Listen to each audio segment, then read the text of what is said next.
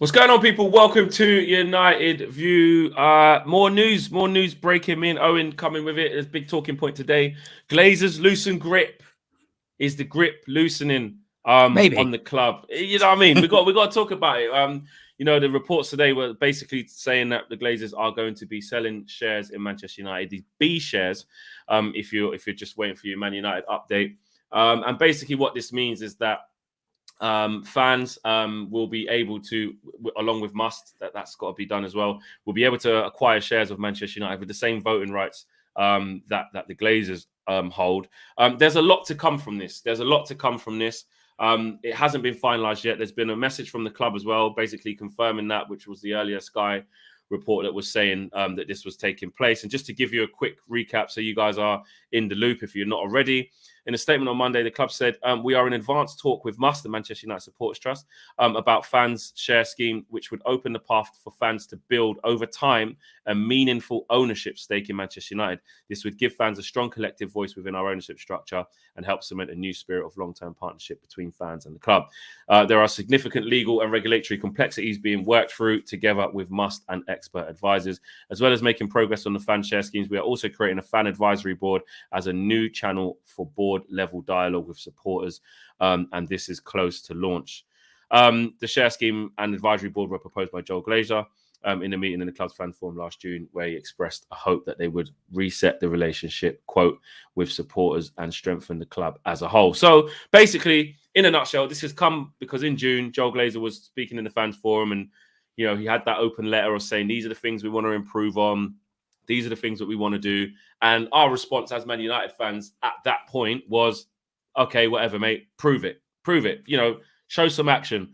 This is the first, although they wanted it in place at the beginning of this season. So we're 12 games out of that, but whatever. This is the first real sign from the club and the Glazers, should I say, that they're trying to entertain that. However, we're not gullible. We're sensible Man United fans, and there's always a flip side to that story. So what I want to discuss, Owen, is what's your initial thoughts on this? And as fans, should we be optimistic or should we be cautious? I think a bit of both, and I don't mean that as to sit on the fence. I think we'll start off with the optimism first. We'll do like a Flex's view template. Start off with the positives first. The positives is that something has happened. Something is developing. That is a positive. Again, and I've gone straight to the negative. But if you track it back, you go, where does that come from? It does stem from the Super League, which is a massive negative. They were forced into that. They were forced into meeting with the fans because the fans had enough. There were protests outside the stadium and football was in uproar. And I think at the time they were concerned that maybe even legislation might even come in that could stop them even owning the club in the first place. It was, if you track back to like April when that was going on, there was so much like that could have happened that they come out of it relatively unscathed, to be honest with you. Yeah, 100%. So that's where it stems from.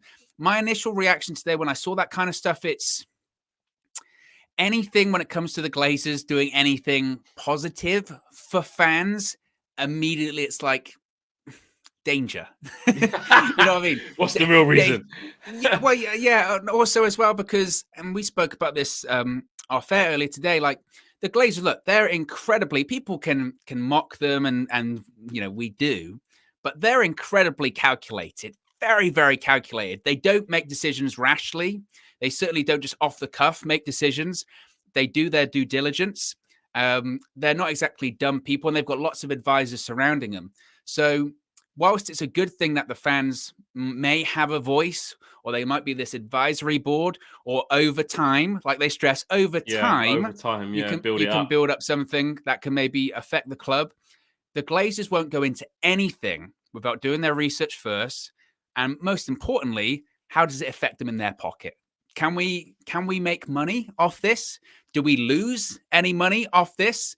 And if the answer is yes, you can make money and you don't lose that much money, they'll do it.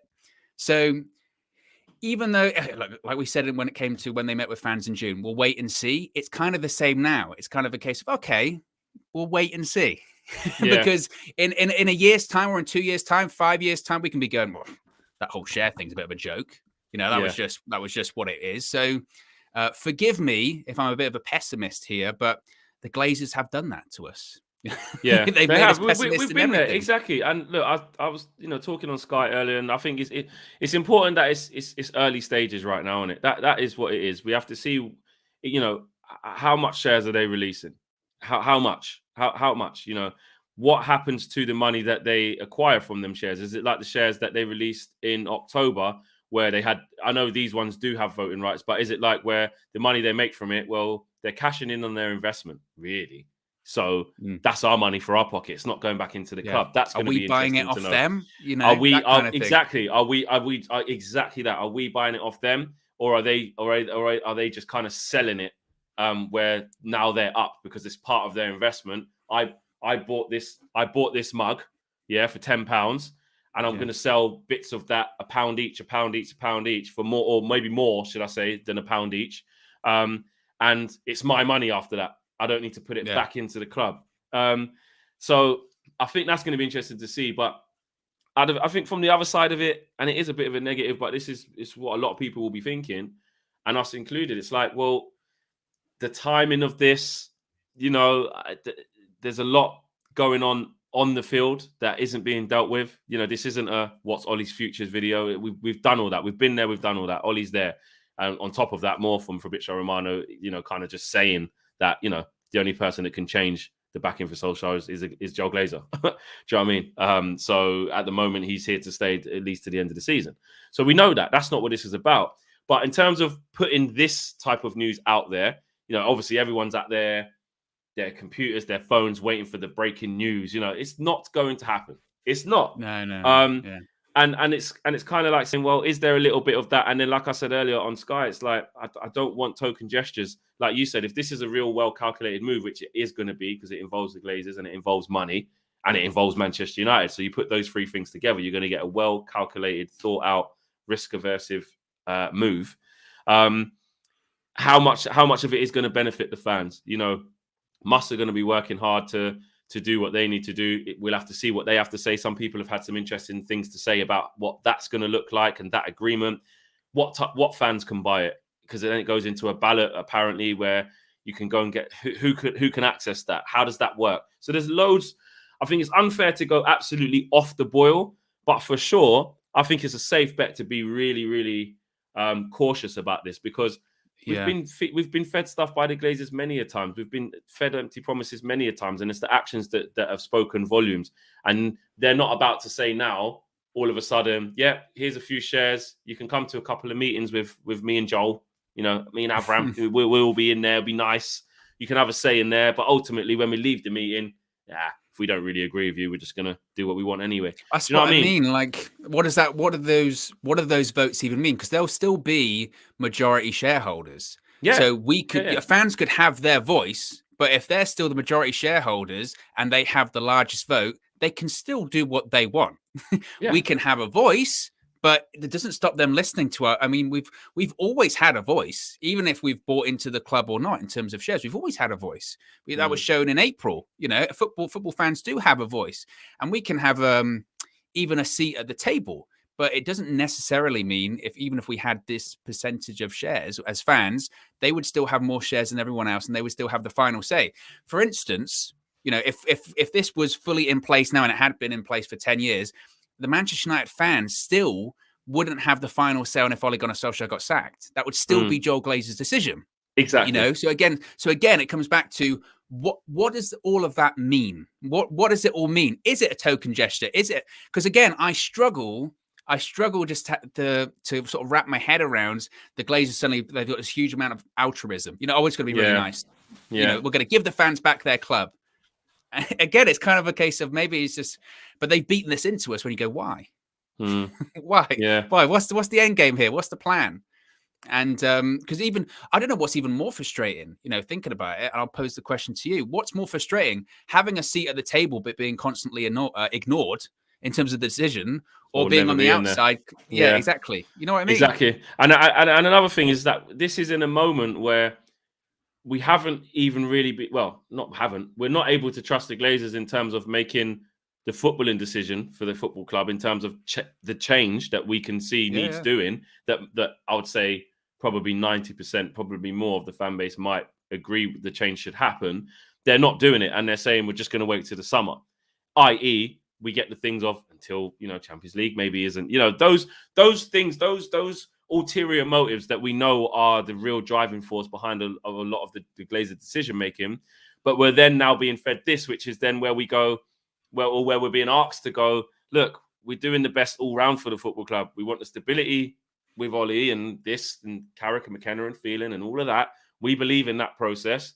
So we're going to wait. We're not going to make a managerial decision. So we're all like, what's going on there? Are you another reason why you're not fit to make decisions?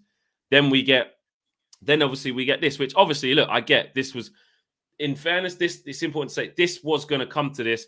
If we were doing really well and was top of the league right now at this time, this still probably would have happened.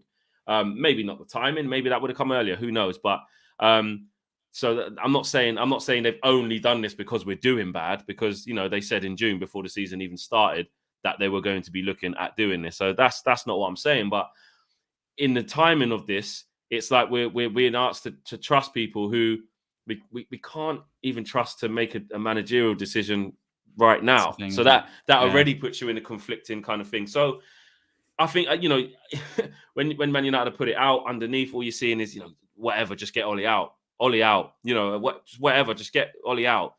And it's like, I do think we have to kind of talk about it as fans in a different way to that, because I think this is something we've been asking for. Yeah, they are separate, because yes, that is one thing. And that, you know, I still agree with that. I still think the manager should be changed, but this is a different aspect. But it's a different aspect, but with the same feelings. Do you know what I mean? The same feelings of the Glazers ain't really going to get this right. Like, what does this really mean? How does this really work? And like you said, what's the real motive behind this? Is it to actually get fans on board? Or is it, we've spoken to our lawyers and our accountants, we will lose this much, but actually we'll keep them quiet. It will look like we're going in the right direction. And in the future, we can build it up maybe, or maybe it'll go quiet. Who knows? So we're stuck in that little kind of cautious bubble, isn't it? Yeah, and I know people have been going, oh, smoke screen, PR spin for the Ollie stuff. I don't think that's linked. I really don't, and I could be wrong. But maybe they might have wanted to announce this maybe at Christmas, maybe a little bit. Maybe they might have brought the announcement forward because of that. Maybe, yeah. But I don't think this is a case of, and again, that's what I've seen some people saying. I don't think it's a case of being like, we're doing terrible on the pitch. The fans want the managers to go, so suddenly, poof, we're going to bring in this fan share scheme. And it's like, no, that like you said, the discussions certainly have been there since June. What I think about as well is it'll go back to maybe fans having a seat at the table, whatever that table is and whatever that seat is like. It might be like a high chair for all we know, you know what I mean? In terms of we're treated like kids at Christmas dinner where they don't really talk to us sort of thing. If fans did have that seat at the table, would we know, like the Glazers or, you know, Ed Woodward or whoever the CEO is, would we know their opinion on, say, Ole Gunnar Solskjaer? Because that's one of the biggest problems at the moment, isn't it? It's silence. We don't know a lot of, you know, where people stand or where the club stands on certain things. We have to hear it through journalists, and you have to sort of try and decipher where the truth is and get really into the weeds and trying to find out which journalist is right, which one's wrong, where the truth lies. If fans were at least a shareholder, would it be easier? Would the line of communication be clearer, that we could know, you know, we're not doing well? What do you think on the manager? What is the plan for the manager? You talk about this long-term plan. What is this plan? So maybe that's a positive. At least if there's a line of communication, you can ask those questions. But again, I'm reluctant to even think that kind of communication would necessarily be that direct or exist, you know? Yeah. Which again, it goes back to, it's just, we'll have to wait and see. I will believe it when I see it. The fact that we are even discussing it and they have released that statement, that's a positive. But there are plenty more positives we need. Yeah, exactly. There's a lot of daunting stuff about it. Like, you know, like I said, they said they wanted to do this by the start of the season, but the magnitude of it and stuff, it took longer than it should. And it's longer than it should by what? 11 games, let's say. Okay, that is what it is. I don't know.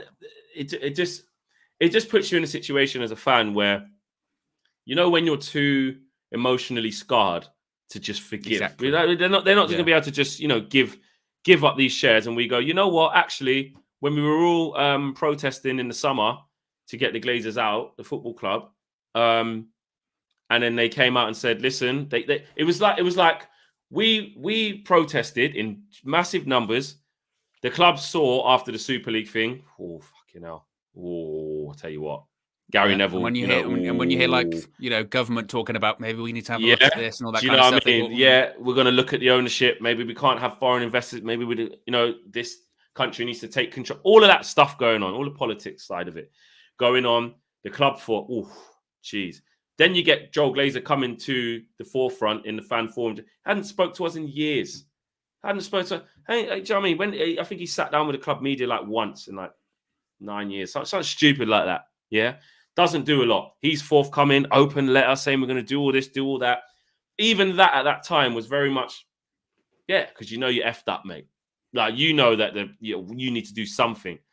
And now we're at the stage where one of their things that they're saying is going to happen. Is going to come to fruition. It's like, well, there's still a hell, like I said today, this guy, there's a hell of a long way to convince us fans that this is the way forward. And also, how much, like, again, we need more details, which I know we will get. So that's why we're talking about this, not hypothetically, but talking about this, ahead of time, because we know that they're working, that it's all been confirmed that they're basically concluding this disagreement and what this looks like. Yeah. I think it's going to be very, very interesting reading of what the agreement actually is once it's published, exactly how it works. Because, on the flip side, and this is just, to play devil's advocate to you, Owen, to continue the discussion for people, because I've seen some Man United fans have messaged me and said, Flex, you know what? Everyone's saying, get Ollie out and stuff like that. They're missing the point here. We've asked for a voice and a say, and this is the first bit of it. In 10 years' time, if they keep releasing more and more and more to the point where it gets to 50-50, maybe, obviously, exactly, maybe that'll be a good thing. But exactly, there's never going to get to that. So, no. Is there a side where we do have to kind of say as fans, well, you know what? Okay, we asked for this. Let me keep watching the program. Let me keep watching this series and see how it goes, because you haven't won me over yet. Yeah, that's what I said before. I think, you do have to look at the positive as well. Maybe fans can have a seat at the table and maybe fans can have a voice. But I go back to whether or not they listen to that voice is one thing. Because if they don't listen to your voice, what is the seat at the table worth? Nothing, really. You're just that loud person in the corner. And I think that would be a thing to consider as well. Also, I mean, this gets proper like, tinfoil hat kind of situation. But you can argue, again, going back to the Super League stuff in April, and again, you talk about, there was discussion, well, they said people like, the government and all this kind of stuff talking about, or maybe these sort of schemes need to be put in place. It could be literally as simple as the Glazers just go, we're just going to get ahead of it. So if the time does come when they go, it's almost legislation, there has to be a fan scheme policy in place for football clubs, they'll go, we've already got it. We did that ages ago. And again, it comes back to what does that mean? Can the fans have a voice and actually be able to implement some form of change? Or is it just a case of they've got a voice and they just go, thanks for your opinion, but I'm going to go do my own stuff instead? Because that's almost the way that I see it. But like you said, a way to also consider it is that, you can't just constantly move the goalposts, I don't think. You know what I mean? You can't be like, we want to have a voice. We want to be able to buy shares in the club. And then once we get that, we can't then just go, yeah, but it's about something else now. I'm going to move on to something else sort of thing. You do have to, small victories, I guess, right? And maybe that's the positive mentality to look at it, just small victories. Well, that's a win so far for us. Again, we don't know necessarily what all of this means. There aren't a lot of real concrete details. They say, even in their statement, there's a lot of regulatory and legal things to be figured out. So who's to say when this will even be implemented? Exactly. It's a big process. And I think another thing is as well, is like when, and again, it's a question that will be answered when the dossier comes out or the agreement, details come out in whatever way they do, when they do. What's the characteristic or what the criteria of being eligible as a fan to get this? Is it cherry picked by the Glazers? Is it more money in their pocket? Is it only rich fans? Do you see what I'm saying? Exactly. Is it the richest Man United fans? Is it only people that are in must? And to get into must, you have to have this, and this, and you're not deemed, because people will look at that. Say if you and I wanted to get one of these, providing it wasn't £5 million for one of these B shares. Yeah. I know you might have, 4.9 mil there, but I don't think I can. 4.975, but I don't want to get into it. Yeah. But do you know what I mean? Like, say KG wanted to club together and have a whip round, and he wants to buy a share. Can he do that? He gives up going to Tesco's for a month. He gives up going to Tesco's for a month. Actually, doesn't. Well, I'm not sure he pays his Wi-Fi bill anyway. He's seen some of the streams he's on. He's on Tesco Wi-Fi, but he doesn't go to the bakery for a month. He goes, I've saved it up. Can I buy a share? Can I buy it? And we don't know if that's possible. And then even worse still, well, not even worse, but on top of that, if I have loads of money, am I like? Do you know what I mean? The Glazers just we've taken a look at your history about what you. Or am I investing in the Glazers? You know what I mean? Because there's lots of rich Man United fans out there. If you say something, exactly, and if you say something, then once you have done that, if you're then seen to be saying, yeah, I think we need to change the manager or whatever it may be, or just, well, actually, you're not really, we don't really want you part of this. Like, what I'm saying is how much say do the Glazers have over who can buy these shares? That's what worries me, because you want it to be accessible to as many people as possible. Because look at the fan base we have around the world. Imagine saying to people in India or Africa or China or anywhere else in Europe or America or wherever, you name it, wherever, with the global fan base we had, and said, actually, there's, doesn't matter what corner of the globe you're from, you can get involved in this if you have this, and this. But what's the criteria? What does that look like? And how much control do the Glazers have over that? Yeah, exactly. And imagine it's a case of, these shares went to people that were just the Glazers' mates. They're fans of United. They're fans of United. But you know what I mean? But like you said, what is the criteria? Can anyone purchase it? Or is it a case of, and again, a lot of the time, Manchester United is a very valuable commodity. You think that when these shares become available, there might be some Man United fan out there that is like a wealthy businessman and be like, I'm going to snap those up. That maybe that's my foot in the door, and maybe that might lead to something way down the line. And also as well, when there is an issue, like you said, when it comes to say like the manager or whatever, if there are, people that own, some more shares, are they going to come out and be like, oh, I disagree with the board. I disagree with, they should sack the manager. Does that create more division? You know what I mean? Do we become even more of a circus because we've got so many different people? This is the problem when you don't know the details. This is when we don't know, and we don't know what structure's in place. This is part of the problem. I suppose this is why it takes time, isn't it? Because again, going back to my initial point, the Glazers and their advisors, people that are around them, people like Ed Woodward. You forget Ed Woodward got into Manchester United because he was an advisor to Malcolm Glazer in buying the club in the first place. So you don't think that Ed Woodward's been discussing with them, okay, if you want to do it, this is how you do it. Maybe we can do this. We take this amount of shares or whatever. Doesn't really affect you that much. Keeps them happy as well. All that kind of stuff. You can actually make a bit of money too. Like, I'm sure. I'm sure it's calculated. I'm sure. I don't see a world. I don't see a way where your average 9 to 5 working person is going to be able to buy shares in this football club. I don't. And that's my own personal feeling. I haven't. If that is wrong, by the time we look at the report when it comes out or the agreement, and we go, oh wow, actually, bloody hell. It is only 50 quid a month if you want to do it. Because that's what it used to be like that. It used to be like that pre-Glazers. It used to be anyone. I think my dad had shares in it. Like anyone did, you know what I mean? And you had those stories about because Malcolm Glazer was gradually buying them out. You had these people that you said were just regular average Joes were like, no, I'm not going to give up my shares. 100%. You see it at a lot of other smaller football clubs. I know people, I've got close people to me who their parents have been like, involved in like stopping the club going into liquidation and stuff like that because of the core ownership that comes from the local fans, or not even just local fans who have invested into it at a small level. Do you know what I mean? In terms of not being a Qatar billionaire or something like that. So, but I don't see any way with how this club is run and the commercial aspect behind it. I don't see a way where you haven't got to be pretty much a millionaire to be able to do it, which is going to be very interesting because the people that must, and this is what I said earlier, this is not my forte. I'm not an expert on this. So I'm learning as well.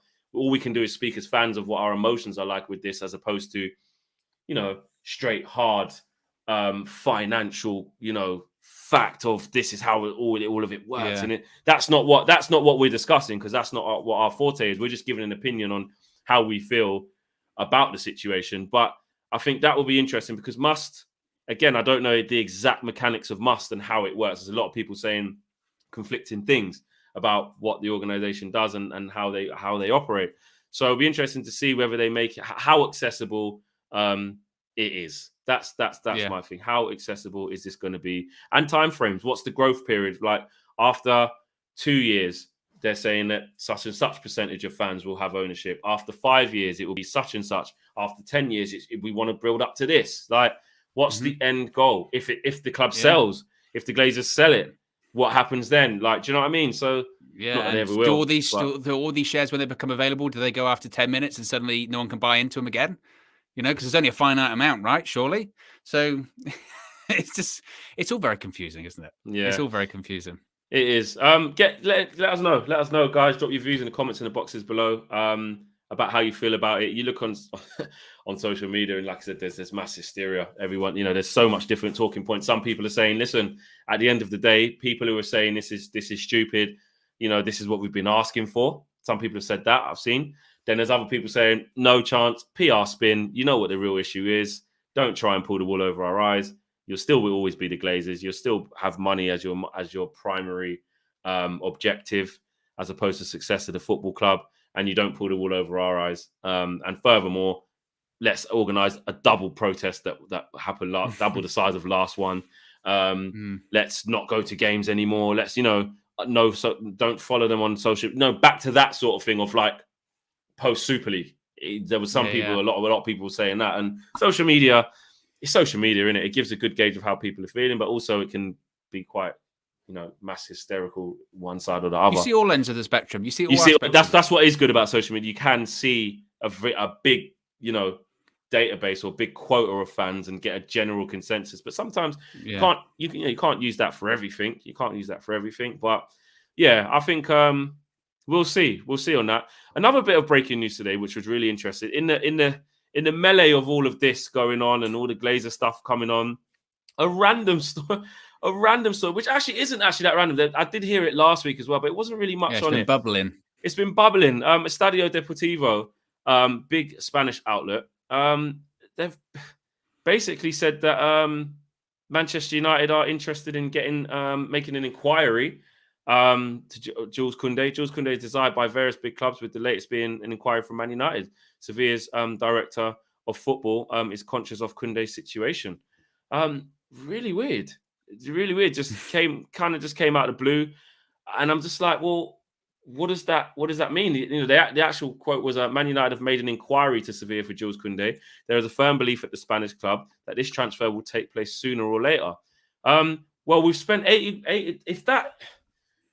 I don't know what to think about this, because if this is true, we spent £80 million on Harry Maguire. Because who's he going to come in and replace? If we play the release clause, not Varane. If we play the release clause, which is upwards of 60 million, I think, somewhere in and around that mark. Don't quote me on that, but somewhere near there, yeah. Without trying to negotiate, say they just trigger the release clause. It's like that's a huge investment on a young player. Huge investment. Immediately, Lindelof, Eric Bailly, see you later. Because they can't even get in now. What about Phil Jones? Flex, come on. Phil Jones, I think, would probably, you know, he'd probably look for a new club. Axel Tuanzebe, we've said it before, he's never going to be able to come back in and be the main centre back at Man United. It's just not going to happen. So what we're saying is, what have they got? Knowing Man United, it's, well, I'll tell you what, Varane's had 2 injuries.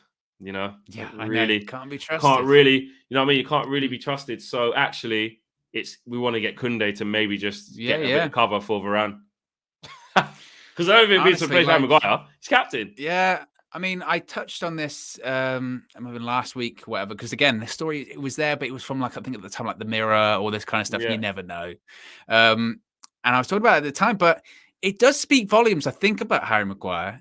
Because it must, because again, and not that must, it must, in the sense that if you're looking at Manchester United's strongest starting 11 on paper, and we were playing 2 centre backs, not 3, maybe that's why. Maybe it's the case of we're going with the 3. We're going to have 3 amazing centre backs. But if it was 2 centre backs and you had Koundé and you had Varane, they're your strongest 2 right there. But that would be incredible. That would, that would. That's unbelievable. 2 great centre halves, but. What does that mean for your £80 million centre back? Captain. And also, what does it mean for your Manchester United captain as well? Yeah, exactly. I don't know. But And again, this is what's crazy as well. So, and this reaffirms my point that I was saying before, that the manager, whoever it may be, doesn't really have that much say on transfers. I mean, maybe Ole Gunnar Solskjaer is saying to, John Murtaugh or whoever that, oh yeah, we need to be looking into another centre back. But I just kind of feel like, again, because the general feeling is that Solskjaer is going to be gone at some point. When, we don't know, but he's going to be gone at some point. Like, the whole transfer thing is just happening independent of him, which again speaks like in a broader sense that Manchester United know that that's a problem, but the manager doesn't. It's just, this is what's crazy about United. It's just sort of weird, sort of Game of Thrones stuff that who knows what's going on, who knows who's in charge of what. But I think it speaks volumes about Harry Maguire. I do. But not only do you replace your captain in the side, but then do you keep him as captain? Like you said, it's an odd one, isn't it? And don't get me wrong, I'm all for Kounde coming in. Him and Varane set it back, yes, please. Yeah, but we just know it won't be that. It won't be that. And look, this is one report kind of saying it. It's not overwhelming sources, overwhelming reports. This is one main report coming from Spain. So, take it as you will. But as a quick discussion point before we wrap up, it was more like that's a weird one, because it's like, you've invested into Raphael Varane, £40 million, world class. You've invested into Harry Maguire, £80 million. Captain. So that's your thing there. Bigger. It speaks to something Jules bigger, Jules Kounde is playing every single game at Sevilla and getting into the French squad. He's now looking at it. I should imagine he's probably looking at it now as, if I go to a big club, which I want to be my next move, I need to be, for my development, I need to be playing. Like, I'm good enough. Like, I'm good enough to be playing. Yes, I'm young and I still got to learn. And if I'm next to it, if I'm Sancho, Varane, and Kounde all on the bench like that, sitting around. Donny's handing out chewing gum to everyone. Yeah, you can all have it. Yeah, Donny giving out chewing gum if you want. Kounde's being trained as, like, I don't know, defensive midfielder or something like that, sweeper. The sweeper. Bring back the sweeper. Exactly. Yeah, it's mad. It's mad. I can't see it, but then again, nothing surprises me. And if we did get him, I don't think it would be like, wow, Man United saw that Harry maybe didn't really work out. They've decided to go in a different direction. Oh, he's not captain anymore, and they brought Kounde in and played him next to Varane. Never going to happen in 5 million years, especially whilst Solskjaer's a manager. The only way that could happen, and even that, well, the only way it could happen is if there's a new manager, then we get that out of the way. But even that, you got to remember the investment that the Glazers, to bring it back to the Glazers, have made in Harry Maguire. So for them to be told by a new manager, I don't want him, you need to sell him, they're going to go, what? Yeah. He's our second most expensive player. Wait there. Harry Maguire's our second most expensive player. Paul Pogba was about 80 or 90. Yeah, 89, yeah. Something like that. So let's just say he's our most expensive player. Or second. Bruno was like 60. Ronaldo was like 30. Jadon Sancho 73. Yeah, Harry Maguire. Yeah, oh my God, I've just kind of remembered that. So you say to the Glazers, say let's argument's sake, say it was Antonio Conte. Say it was. He would be like, let's say he was like, well, I don't, nah, that's not for me. He's just going to be on the bench every week if you keep him in. He's going to get pissed off and he's going to come knocking on my door and I'm going to say, well, you're not playing. Then he's going to come knocking on your door and say, let me go.